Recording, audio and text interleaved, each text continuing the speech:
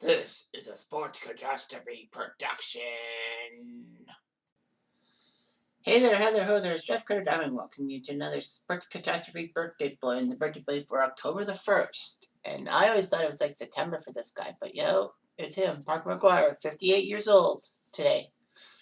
He played for Oakland and St. Louis from 86 to 2001. He won a World Series title as a player with Oakland in 89 and as a coach with the 2011 Cardinals. McGwire holds the record for most at-bats per home run, for least at-bats per home run, 10.6, and formerly held home run records for a single season and by rookie.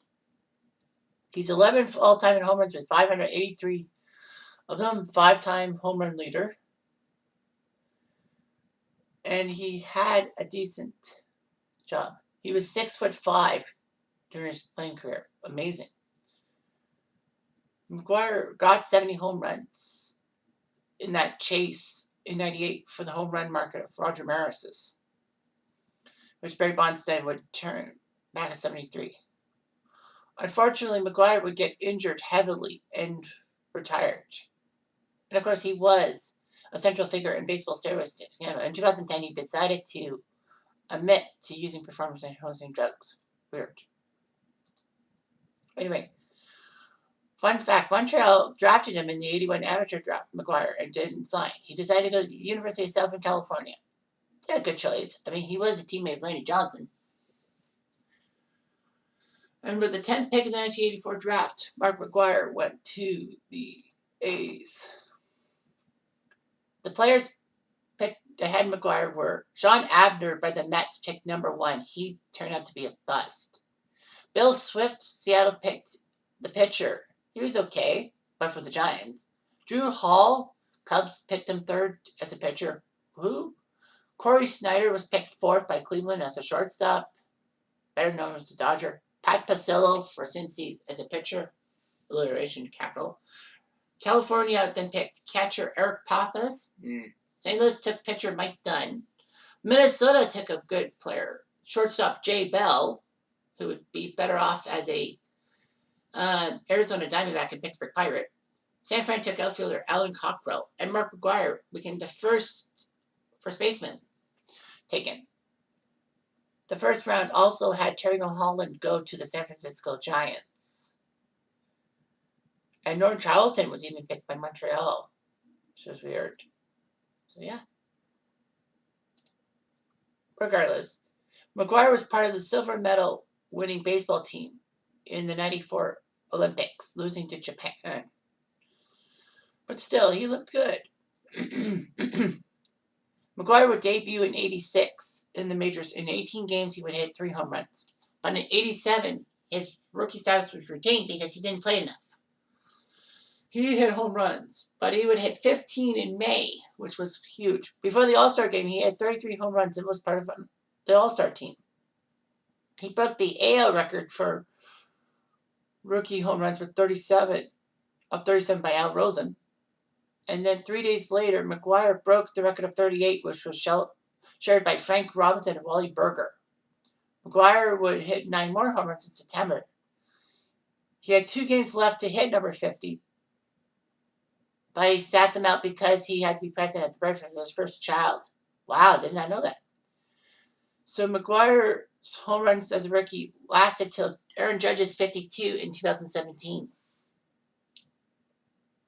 He actually led the AL home runs. He was actually tied for the Major League lead with Andre Hawk Dawson, who shockingly hit 49 home runs for the Cubs in the year after he left Montreal because of the frickin'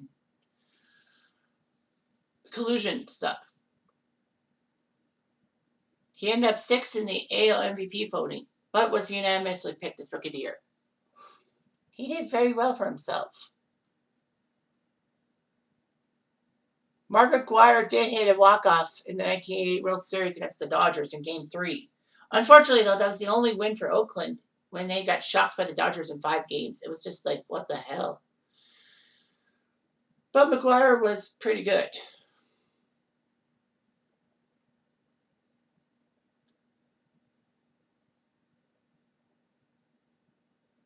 Anyway, his batting average is were terrible. Like, McGwire could hit the ball out of the park, but his batting average sucked. All that. In 1991, McGwire was told to sit out the final game of the season so that he didn't have to bat under the Mendoza line, having 200. So anyway, 91 was not good. He had bad on-field percentage, he had marriage difficulties, and he didn't lift weights the entire season. McGwire said he would work harder than ever and got therapy from a sports vision specialist. And boy, did McGwire produce. He had 42 home runs and batted 268 in the 92 season, helping Oakland get to the ALCS, where they got shocked by the Toronto Blue Jays. Thank you very much. Unfortunately, McGwire couldn't do much. He had foot injuries that would cost him dearly in 93, 94. He didn't really play that much. McGwire was starting to pick up speed in 96, hitting home runs. He had 52 of them. It was amazing. He had 34 home runs for the A's. And then in the 97 trade deadline, he was traded from Oakland to St. Louis for 3 nobodies. He actually finished 9th in American League home run total, even though he only played 2/3 of the year in the AL. McGwire would hit 24 home runs in 51 games for the Cardinals. So he had 58 home runs overall. Wow. Rumors were circulating that McGwire would play for the Cardinals for the remaining season and then go to free agency. How they go to Southern Cardinals. However, McGwire signed a contract to stay in St. Louis. And all that. There was a home run chase going in 98. McGwire was part of it with Griffey Jr. and Sosa. They were all on track. Logos 98 also had the season that 2 new expansion teams would come into play, Arizona and Tampa. Kind of weird how, we talked about Roger Maris today, about 61 having expansion teams.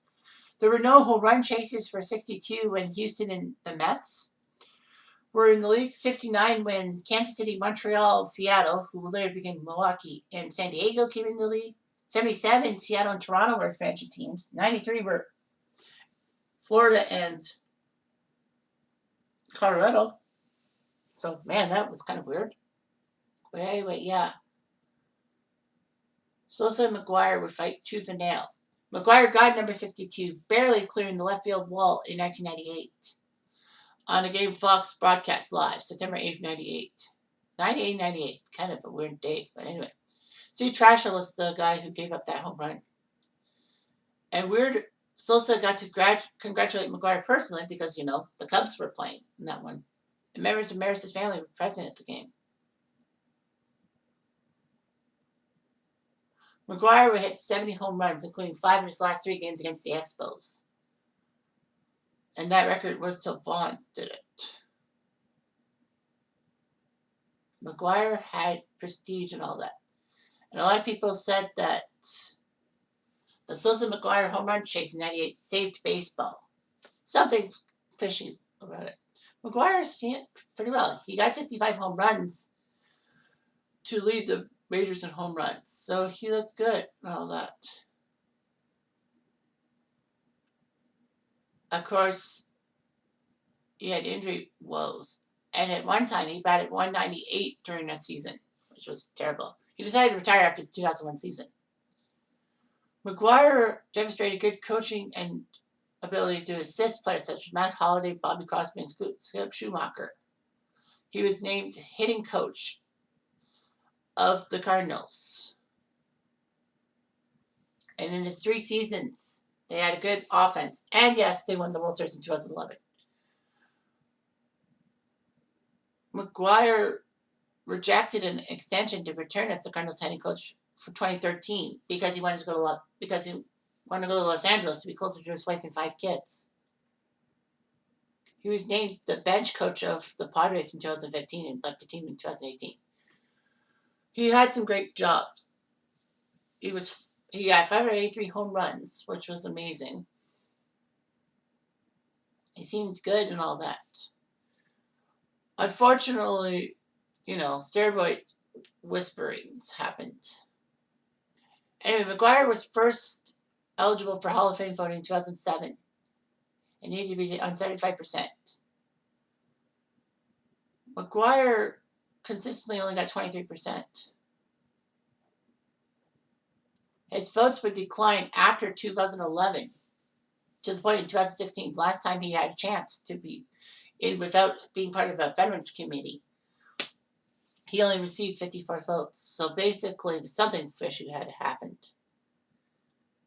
Still, he still has the fewest at bats to 500 home runs, which was over 5,400 in 1999. Fewest at bats per home run in his career, 10.6. Consecutive 50 home run seasons, he has 4 of them, and back-to-back 60 home run seasons. Well, he's tied with Sosa for those 2 things. Anyway, he was good, but steroid use was just terrible and all that. McGwire admitted to using steroids on and off for a decade. At least he admitted it.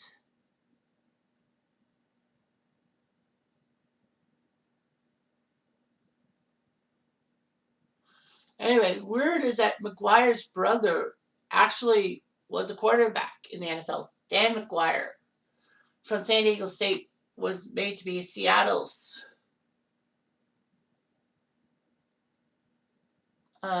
quarterback in the future, but he failed. He went to Miami as well. McGwire would marry Stephanie Seymour, a pharmaceutical representative from St. Louis, in 2002.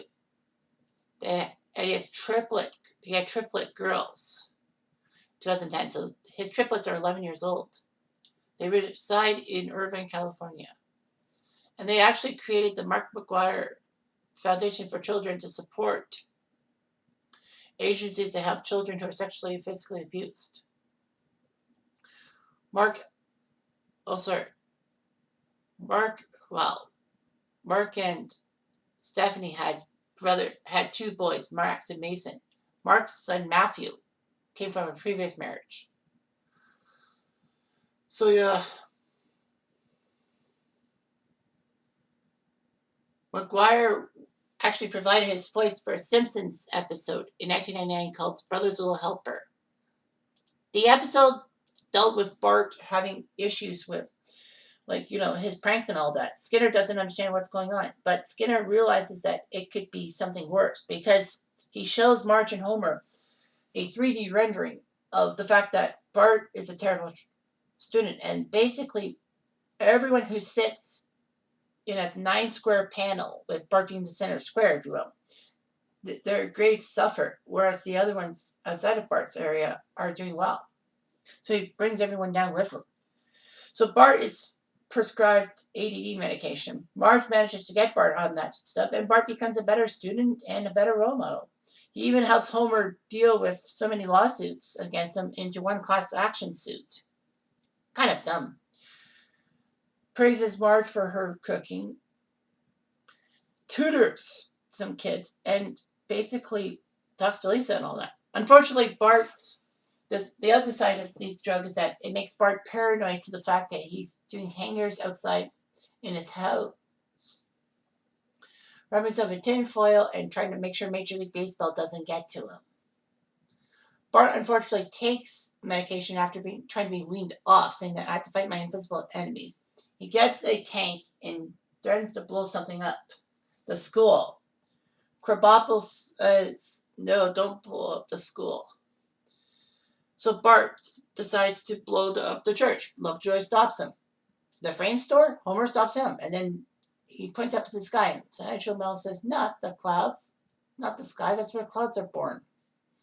But he brings down a satellite that was Major League Baseball ready. So Bart was right the whole time. And Mark McGwire came in to distract people with hitting home runs and stealing the information and all that. So yeah. That's amazing, huh? So yeah. It's hard pressed, but you know what? It has to be what it has to be. And Mark McGwire still is an icon. I mean, I still put him on like all-time teams and all that for tournaments, but still, I mean, he admitted his steroid use, and at least he's not the home run leader, and at least he doesn't get the most steroid shame from me, and that's Barry Bonds. So fuck Barry Bonds in the ass. Anyway, I'm Jeff Diamond. I do.